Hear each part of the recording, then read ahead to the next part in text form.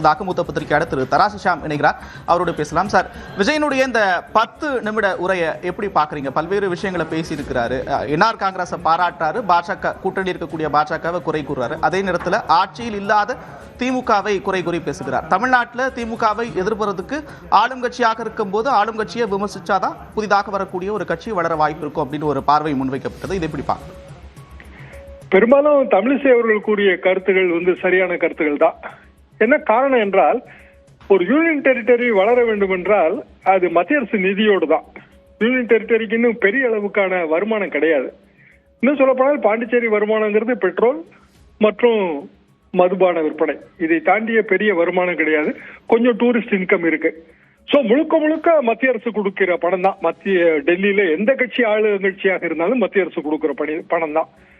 எனவேதான் மொரார்ஜி தேசாய் அவர்கள் பிரதமராக இருந்த போது யூனியன் டெரிட்டரியெல்லாம் ரொம்ப செலவு வைக்குது, பக்கத்தில் இருக்கிற பெரிய மாநிலங்களோட அதை இணைச்சிடலாம். உதாரணமாக பாண்டிச்சேரி, காரைக்கால்லாம் தமிழ்நாடோட இணைக்கிறது, மாகே ஏனாமா அந்தந்த மாநிலங்களோட இணைக்கிறது, இப்படியான ஒரு திட்டத்தை 77 முன்வைத்தார். எம்ஜிஆர் அவர்கள் அதற்கு ஒத்துக்கொண்டார்கள். அதுல பெரிய பிரச்சனை அதிமுகவின் செல்வாக்கு இறங்குவதற்கு பாண்டிச்சேரியில அது ஒரு காரணமாக அமைந்தது. இதெல்லாம் தான் அதோட வரலாறு. பாண்டிச்சேரியின் முதல் கலவரம் என்பது அதில் தான் வந்தது.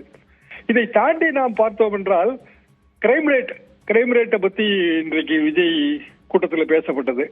பாண்டிச்சேரி கிரைம் ரேட் அதிகம் தாங்க. 1 லட்சம் பேருக்கு இவ்வளவு பேருன்னு சொல்லி NCRB டேட்டா இருக்கு. அதுல சேஃபஸ்ட் சிட்டி இந்தியாவில் கல்கத்தா.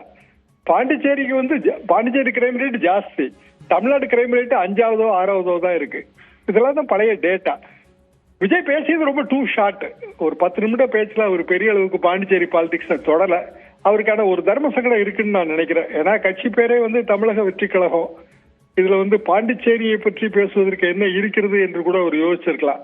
எனவே வழக்கமான ரிட்டோரிக், அதாவது ஆன்டி டிஎம்கே. இதை தாண்டி அவர் பெரிய அளவுக்கு எதுவும் பேசவில்லை. பாண்டிச்சேரி மாதிரியான யூனியன் டெரிட்டரி முன்னேறுவதுன்னா மத்திய அரசு கடைக்கன் வைத்தால் தான் முன்னேற முடியும். அதுல ஒன்னும் மாற்று கருத்தே கிடையாது. தமிழிசை கூறியதுல ஒரு கருத்து தவறு.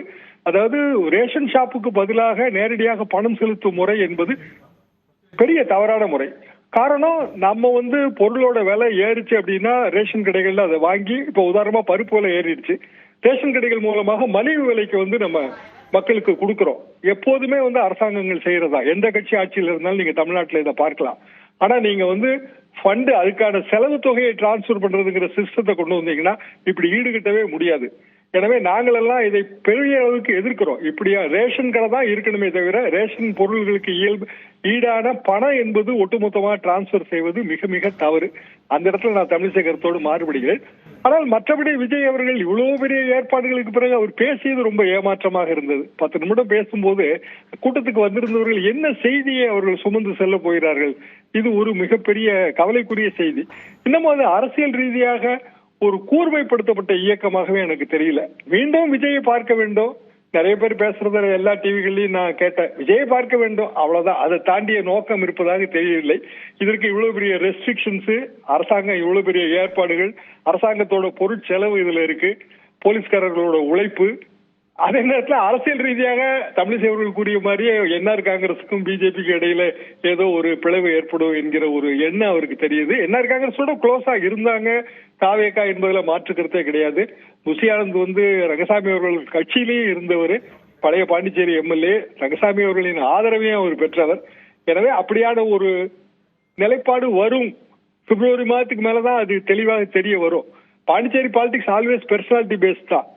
பர்சனாலிட்டி கட்சியே கிடையாதுங்க அங்க. உண்மையிலேயே இன்றைக்கு காங்கிரஸ் இருப்போர் நாளைக்கு பிஜேபிக்கு போவாரு, பிஜேபியில இருக்கவங்க திமுகவுக்கு போவாங்க.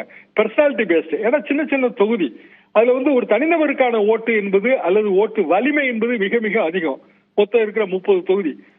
இதுல அதிமுக முதல் ஆட்சி, அது புள்ளி விவரம் சரிதான். ஆனா அது ஒரே 1 மாத ஆட்சிங்க. 1974 மார்ச் மாதம் வந்த ஆட்சி ஒரே 1 மாதம் தான் நீடித்தது.